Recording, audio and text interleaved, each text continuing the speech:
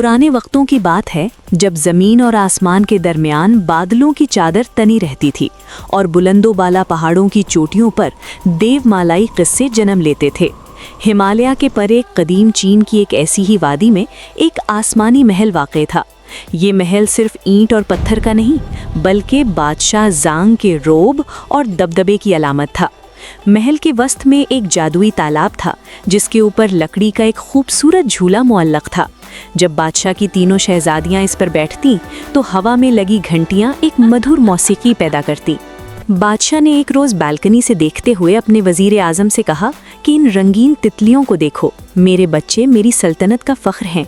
लेकिन उसे अपनी बेटियों की आंखों में एक ऐसी गहराई नज़र आती थी जिसे वो समझ नहीं पाता था। ख़ास तौर पर सबसे छोटी शहजादी ज़ैनब की आंखों में अजीब सी खामोशी थी। वो सितारों को ऐसे तकती जैसे उनसे कोई पुराना रिश्ता हो। बादशाह को डर था कि कहीं उसकी ये सादगी उसकी अज़मत के ख़िलाफ़ ना हो। जब बादशाह की 60वीं सालगिरह आई तो महल चरागों से यूं मुनव्वर था जैसे ज़मीन पर सितारे उतर आए हों। बादशाह ने अपने तख्त पर बैठकर अपनी बेटियों को पुकारा और कहा कि वो जानना चाहता है कि वो अपने बाप से कितनी मोहब्बत करती हैं।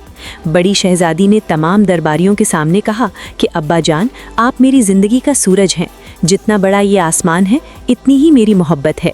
बादशाह ने खुश होकर उसे हीरों का हार पहनाया। दूसरी बेटी ने कहा कि उसकी मोहब्बत इस कदर है कि अगर समंदर के तमाम कतरे मोती बन जाएं तब भी वो कम होंगे। बादशाह ने उसे सोने की कानों के दस्तावेज़ात तोहफे में दी। आखिर में सबसे छोटी शहजादी ज़ैनब की बारी आई। वो बड़े अदब से आगे बढ़ी और आहिस्ता मगर पुरएतमाद लहजे में कहा कि वो अपने वालिद से इतना प्यार करती है जितना एक इंसान नमक से करता है। ये सुनते ही दरबार में अचानक सन्नाटा छा गया। बादशाह गुस्से से तिलमिला उठा और कहने लगा कि क्या इसकी कीमत मिट्टी के बराबर है। उसने हुक्म दिया कि शहजादी के शाही लिबास उतार कर उसे उसी वक्त जंगल में छोड़ दिया जाए। ज़ैनब ने रोते हुए समझाने की कोशिश की कि नमक सस्ता ज़रूर है मगर इसके बगैर कोई नेमत मुकम्मल नहीं होती। लेकिन बादशाह को फ़लसफ़ा नहीं बल्कि तारीफ़ चाहिए थी। उसने उसे गुस्ताख करार देकर महल से निकाल दिया। शहजादी को एक खौफनाक जंगल में फेंक दिया गया जहां दरख्तों के साए जिन्नों की तरह नाचते थे। उसने अल्लाह से अपनी हिफाजत की दुआ मांगी। एक झाड़ी से भेड़िया निकला लेकिन शहजादी के सब्र और सच्चाई को देखकर सर झुकाकर गुजर गया। रात के अंधेरे में उसे एक ज़ख्मी हिरन नज़र आया जिसकी उसने तीमारदारी की। इसी लम्हे जंगल ने उस अजनबी लड़की को कबूल कर लिया। अगले दिन एक बूढ़े लकड़हारे ने उसे वहां देखा और हैरान हुआ कि ये शाही ख़ानदान की लड़की यहाँ क्या कर रही है। शहजादी ने बताया कि वो एक ऐसी मुसाफिर है जिसकी मंजिल अब यह जंगल ही है और उसने लकड़हारे से मेहनत मजदूरी सिखाने की दरख्वास्त की। वक्त गुजरता रहा। वो शहजादी जिसने कभी पानी का गिलास खुद नहीं उठाया था अब कुएं से पानी भरती और मिट्टी के चूल्हे पर खाना बनाती। उसके चेहरे पर एक रूहानी इत्मीनान था। वादी की औरतें कहती कि ये लड़की कोई परी है जिसके जड़ी बूटियों वाले जोशंदे में शिफा और इखलाक में शहद की मिठास है। एक रोज़ पड़ोसी मुल्क का शहजादा आर्यान एक ज़ख्मी हिरन का पीछा करते हुए घोड़े से गिरकर ज़ख्मी हो गया।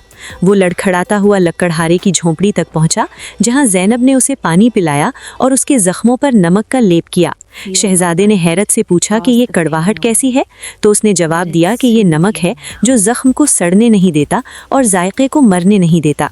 शहजादा उसकी गुफ्तगू और सादगी से इस कदर मुतासिर हुआ कि उसने वहीं उससे शादी का अहद कर लिया। यूं एक जला वतन शहजादी दूसरे मुल्क की मलिका बन गई।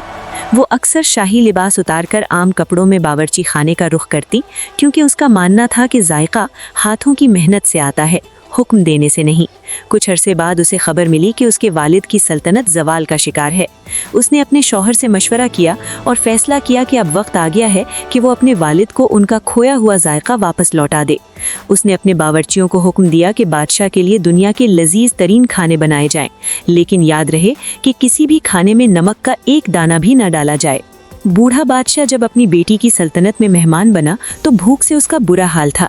जब खाना सामने आया तो उसे वो घास फूस और मिट्टी जैसा लगा जिसमें कोई जायका न था। तभी ज़ैनब ने निकाब उठाया और सामने आ गई।